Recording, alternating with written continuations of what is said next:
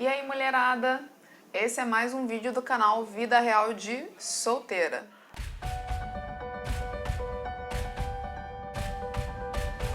A gente vai começar uma série de vídeos sobre livros, né? E o primeiro livro que a gente vai falar é sobre Feminismo em Comum, da autora Márcia Tiburi. Essa série de vídeos é um pouco um processo de tomar vergonha na cara para mim, de ler alguns livros que eu já tinha acumulado há muito tempo sobre alguns assuntos que me interessavam e que eu não lia sobre. A gente vai começar falando um pouco da Márcia. Ela é professora, escritora e filósofa. Ela foi candidata ao governo do estado no ano passado pelo Partido dos Trabalhadores. Atualmente ela encontra-se em exílio na França por conta das ameaças que ela recebeu depois das eleições do ano passado. Para começar a resenha desse livro, eu gostaria de ler dois trechos para vocês que são muito importantes e que estão mais para o final do livro, em páginas ali muito próximas, tá? Que vão falar da questão do feminismo. O primeiro é as regras do poder impostas à vida feminina, entre elas o ficar em casa como bela recatada do lar, não seriam simplesmente repetidas na ordem pública para a autossustentação do poder masculino? E aí mais à frente, na próxima página, ela vai falar: o fim da violência doméstica depende de levarmos a sério a ideia de que poder é ação conjunta e de que violência é a destruição do poder possível, do poder dos outros, tal como tem sido perpetrada contra as mulheres. O livro é uma publicação de 2018, então é bem recente, né? E ele traz uma contextualização da situação das mulheres no país e coloca o feminismo como uma solução política para que as mulheres ascendam ao poder político, né, que é um lugar de domínio dos homens. Nesse sentido, a Tiburi vai trazer que as mulheres estão expostas a todo tipo de subjugação, da dominação dos seus corpos, da diferença sexual, da docilização dos nossos corpos, da adequação a padrões estéticos e morais, nesse sentido também do acúmulo de jornadas não remuneradas, da dupla jornada, um não direito ao estudo, né, um menor salário e a falta de representatividade política, né, entre outras questões que ela vai trazer também dentro desse contexto do sistema patriarcal que vai impor para as mulheres. Nós não temos voz na nossa própria história, né? A gente está sempre à margem do discurso dos homens sobre nós. Inclusive, a gente está distante de ocupar esses lugares políticos de disputa de poder, onde a gente poderia ter um lugar de fala. Então, essas são algumas das hipocrisias vigentes dentro do sistema patriarcal que impõe a violência como forma de dominação para que as mulheres não se emancipem, atrelada à ideologia de devoção à família. Então, a Tiburi vai dizer que essa é a verdadeira ideologia de gênero. Então, é necessário que as mulheres reivindiquem o seu próprio corpo, que elas ganhem confiança, que elas tenham autoestima. Também é necessário incluir os homens nesse processo democrático, para que eles conheçam o feminismo e ampliem seus horizontes. Com o objetivo de desqualificar tudo aquilo que o ameaça, né, o sistema ele tende a transformar tudo aquilo em mercadoria. Tentaram tornar o feminismo palatável, mas ele vai se colocar contra as estruturas de poder, contra o estado natural das coisas, né? Então vai contra o sistema. A Tiburi também vai trazer toda a experiência dela em casa, com a mãe, nesse sentido de questionar, né, as coisas, e a origem do movimento feminista que está nos movimentos de mulheres que lutaram pelos direitos. Então o feminismo propõe, né, a superação de um estado social injusto, mas o machismo, através do autoritarismo, ele exclui a possibilidade de diálogo entre seres singulares, né?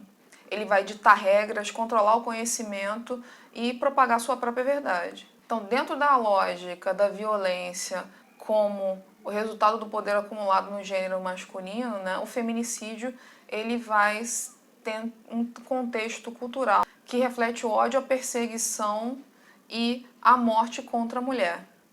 Nesse sentido, ela vai falar uma coisa muito interessante, que é para não tratar o sofrimento como capital, mas também não esquecer que isso seja um motivador da luta.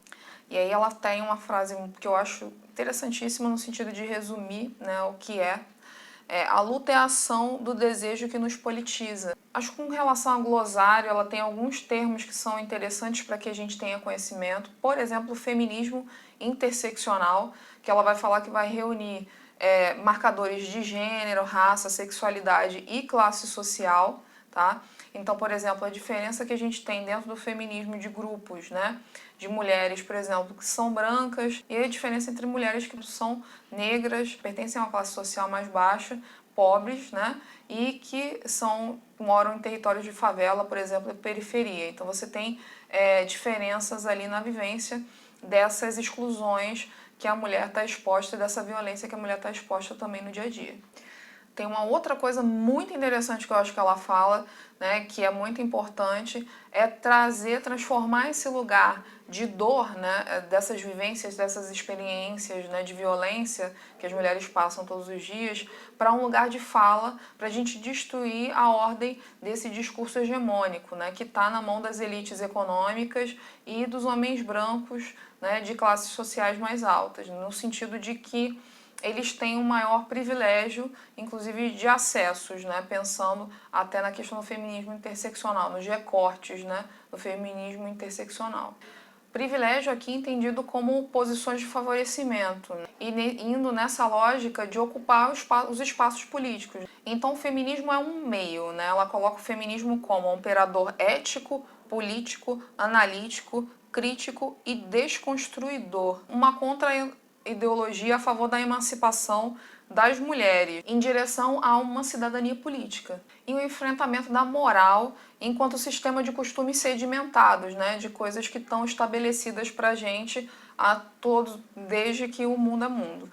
Outra coisa a nível de glossário que eu acho interessante frisar, né, ela diz que as minorias, chamar de minorias descontextualiza, que a gente deve chamar de minorias políticas, justamente por conta de que as mulheres estão longe da participação política, que é um lugar da dominação, da subjugação e da objetificação das mulheres e de outros grupos sociais. E mais para o final do livro, né, eu acho que ela propõe essa coisa da desmistificação do feminismo como movimento, no sentido de abrir uma via de diálogo com os homens, para que a gente possa propor projetos de emancipação das mulheres. Então achei o livro muito interessante, é uma leitura rápida, é um livro pequeno. Eu gostei muito da leitura, me esclareceu bastante sobre o feminismo, eu tinha pouco conhecimento sobre o movimento de maneira geral, do que ele propõe. Eu recomendo a leitura muito, no sentido do que é a proposta e do que ele se baseia dentro de uma realidade social que nós todas, como mulheres, vivemos, né, para que a gente tenha um olhar crítico, que é essa proposição de descortinar o olhar, que em algum momento ela vai falar também, das relações sociais, políticas e econômicas que a gente, como mulher, nós estamos expostas.